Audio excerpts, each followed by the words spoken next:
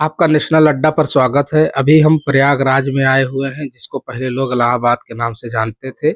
हम एक्चुअली यहाँ जब आए तो यहाँ कुछ स्टूडेंट्स के कमरे पे पहुँचे और वहाँ देखा तो मुझे कुछ ऐसा लगा कि यहाँ शायद कुछ मुझे वीडियो रिकॉर्ड करनी चाहिए और ये जानना चाहिए कि यहाँ के लोगों का अप्रोच क्या है, कैसे रहते हैं, उनका स्टडी शेड्यूल क्या है और वो लोग किस तरह से यहाँ रहते हैं वो देखना और समझना बहुत ज़रूरी है कि उनकी ज़िंदगी में जो टफ़नेस है, जो जिस तरह से उनकी ज़िंदगी का स्ट्रगल है, वो भी समझना बहुत ज़रूरी है। ऐसे ही नहीं वो एसडीएम बन के या कोई कॉम्पिटिटिव एग्ज़ाम को क्वालीफ़ाई करके पहुँचते हैं।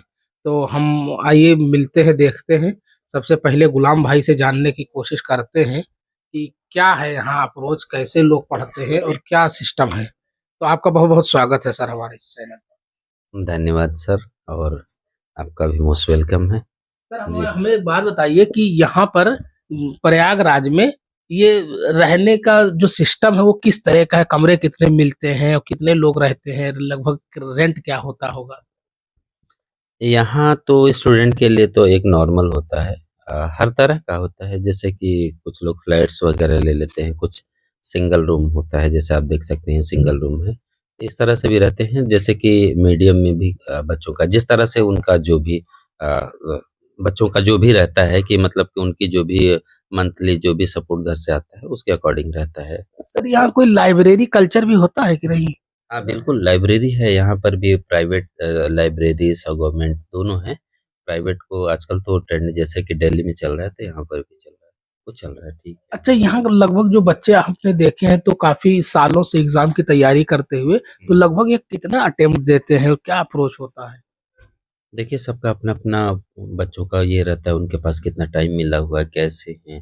क्योंकि यहाँ पर सिविल के साथ-साथ वनडे की भी एक हब है, मार्केट है। इसलिए दोनों तरह के बच्चे हैं। तो कोशिश करते हैं कि हो जाए, तो उसी में किसी का जैसे छोटा जॉब कोई वनडे में भी हो गया या सिविल के लिए आया है। कभी-कभी 4-5 साल रुक जाते हैं, 6 साल तक भी साले कुछ बच्चे जल्दी हो जाते हैं। तो जैसा भी रहता है उनका, जो भी प्लानिंग करके आते हैं। हाँ, एक प्लानिंग रहती है कि हाँ, लेकर के जाना। स्ट्रगल तो करते हैं बच्चे। अच्छा सर, पहले जब हम लोग थोड़ा छोटे थे और देखते थे तो इलाहाबाद में कॉम्पिटिटिव एग्जाम्स का बहुत ज़्यादा चलन था, लेकिन अभी कुछ टाइम पीरियड में दिल्ली में ज़्यादा हो गया है। तो क्या अभी भी इलाहाबाद का वही रुख है कि कुछ इसमें कमी आई है, बदलाव? नहीं, अब रीजनल अब थोड़ा-सा बढ़ा है, क्योंकि दिल्ली में जिस तरह से आपने देखा कि ना कि बहुत ज़्यादा भीड़ हो जा रही थी। अब क्योंकि रीजनल ब्रांचेस भी कोचिंगों की आ गई हैं, तो पढ़ने के लिए स्टडी मटेरियल्स ईज़िली अवेलेबल हो जा रहे हैं, तो लोग आसानी से अब बच्चे भी रीजनल को ही आ रहे हैं। दिल्ली में उतना नहीं जाना चाहते हैं, क्योंकि सस्ता भी पड़ जाता है, एक्सपेंसिव कम होता है और साथ ही साथ अगर उनको कंटेंट मिल जा रहा है, लाइब्रेरी मिल जा रहा है, प्रैक्टिस सेट, तो कोशिश यही हो रही है कि रीजनल में आप देखेंगे, जैसे आपका लखनऊ हुआ और प्रयागराज हुआ, इलाहाबाद या जितने भी रीजनल सेंटर्स हैं, अब वो उनका डेवलपमेंट ज़्यादा हो रहा है। वहाँ पर जो कोचिंगों का रुझान ज़्यादा है कि वहाँ पर जा रहे हैं। सर यहाँ नेट कनेक्टिविटी कैसी है? जैसे आप देखोगे कि आजकल ऑनलाइन का ट्रेंड चल रहा है, तो नेट कनेक्टिविटी। ठीक है, बढ़िया है। 5G यहाँ पर भी है, चीज़ें सब अवेलेबिलिटी है, सभी चीज़ें। वाईफ़ाई है, जो भी। और अगर देखेंगे जैसे नेट कनेक्टिविटी को लेकर इश्यूज़ नहीं है। ठीक है, बढ़िया।